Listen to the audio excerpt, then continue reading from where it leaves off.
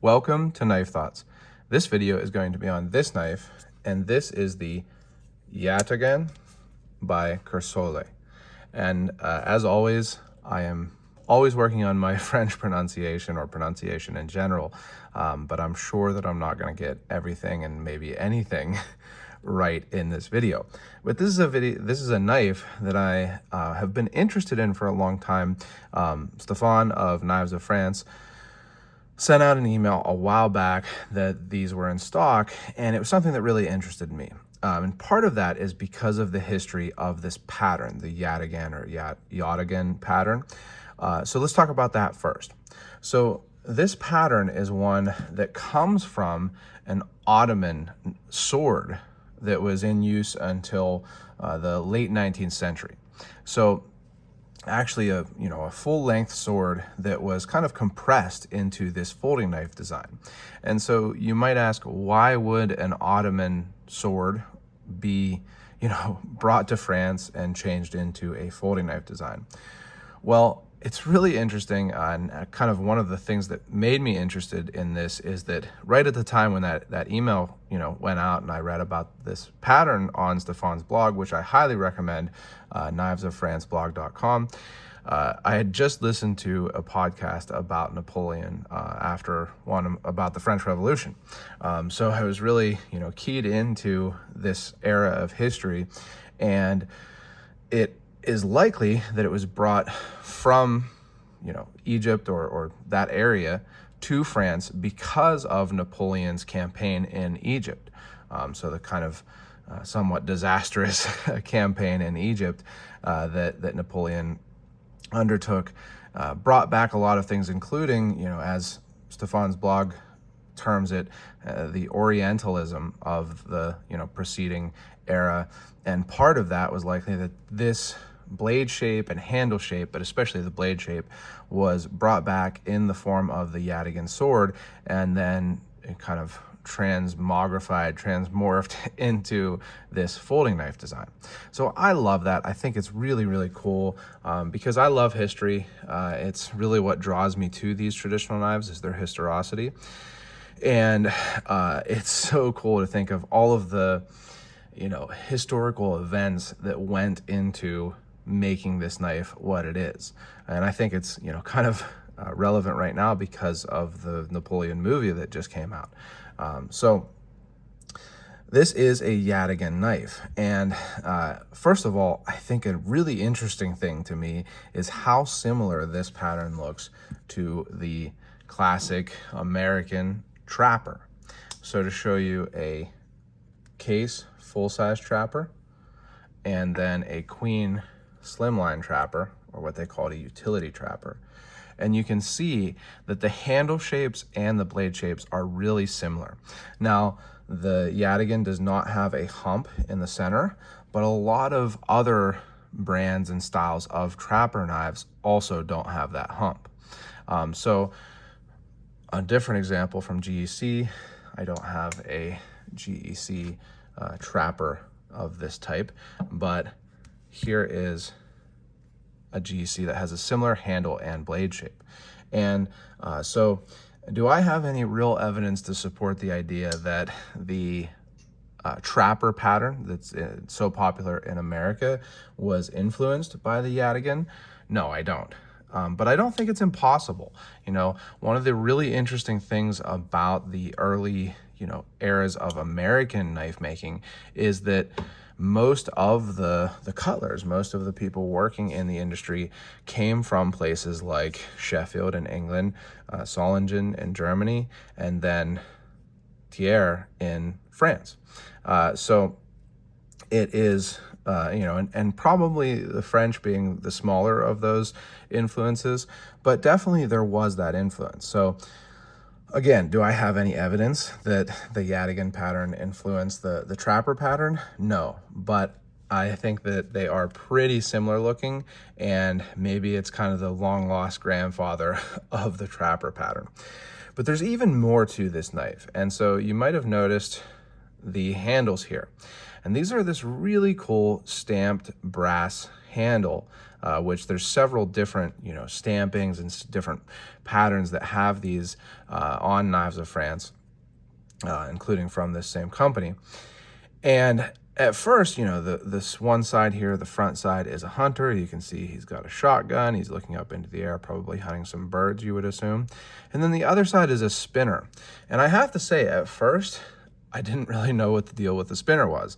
And I was a little bit shameful because honestly, I took some art history classes and actually was partly a history major. I probably should have known the significance of spinning. So spinning, it's this tool here, and it's a way that was used to turn fibers and hairs into thread. It's kind of a traditional way of doing it. So before using a spinning wheel, you could spin using this tool here. And when I looked into the history of this, there's actually a wide range, a wide array of art on spinners, with spinners as the theme. And so what I've found is that it's actually kind of a traditional, like a folk activity that's seen as part of like the golden past of Europe in general, and particularly France. So what that leads me to is that these handles are kind of a dual representation of the traditional roles of the man and woman in the kind of rural countryside of France. And again, looking back at that kind of golden era where, often when we look back at the olden times, we see the more rural and more home-like, nostalgic things as more of representative of that golden era. So I think that that's really cool, having this hunter on the front and then the spinner on the back, and connecting that part of the history of France with, the history of Napoleon and that, very interesting era. So there's just so much history packed into this $45 knife. It's unbelievable. And that's how much this is on Knives of France. There's 2 available as of me making this video.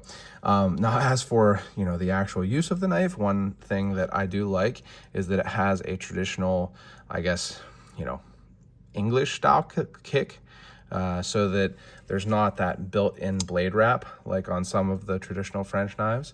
And I do appreciate that. I like some of the knives that I have with the built-in blade wrap, but I don't prefer to have blade wrap. If you watch my videos that I am not a fan of it. So this doesn't have blade wrap, and the tip sits, pretty well within the frame there. So I really appreciate that.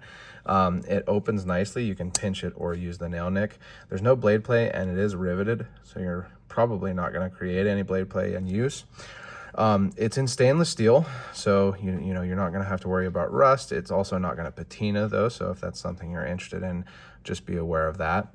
But I think that this is a nice knife. It's not a perfectly built knife. There's gaps. You can see some gaps there. The blade, the grind's not perfectly even. You can see some swedging that is not really existent on this side. It's swedged here, but not really on this side. And the grind's generally not exactly even. The blade might even be a little bit bent towards this side, but it works fine. For a $45 knife, you get a functional knife with an incredible amount of history built into it. So I thought I'd show you some other quick comparisons. You already saw it with a case trapper. Here is another brass knife from Knives of France. This is here we go, Le Thiers, from the same company, Coursolle. Again, not 100% sure I'm pronouncing that right, but you can see that it's a bigger knife. Here is a classic Farmer, Victorinox Farmer, and then a Great Eastern Cutlery 15.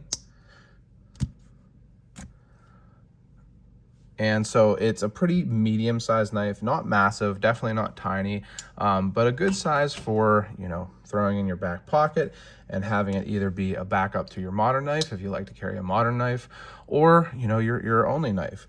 I don't think that you're going to have any trouble using this in a setting that isn't tactical knife friendly, because, you know, it can be a great talking piece. Talk about the history of it, where the pattern comes from, you know, why these embossings or pressings on the handle. And I certainly enjoy that, you know, really thoroughly. I highly recommend, again, Stefan's blog. It's knives-of-france-blog.com, and you can find it on knivesoffrance.com also. So again, not a very expensive knife for all of the history that's in it. I really enjoy it, and I always appreciate getting to check out these knives from Knives of France. I think it's great to have that option to get the same kind of authentic feel as something like GEC. Maybe not quite the same build quality, but the same authentic feel for usually a lot less expensive and without having to deal with drops. So check out knivesoffrance.com. I'll have a link in the description. If you enjoyed the video, make sure you give it a thumbs up. Subscribe to the channel, click the bell, and select all so you know when I post new videos. Check out my website, knifethoughts.com, where I post articles on knives like this and knife-related topics. And last but not least, as always, don't forget to go out and do good.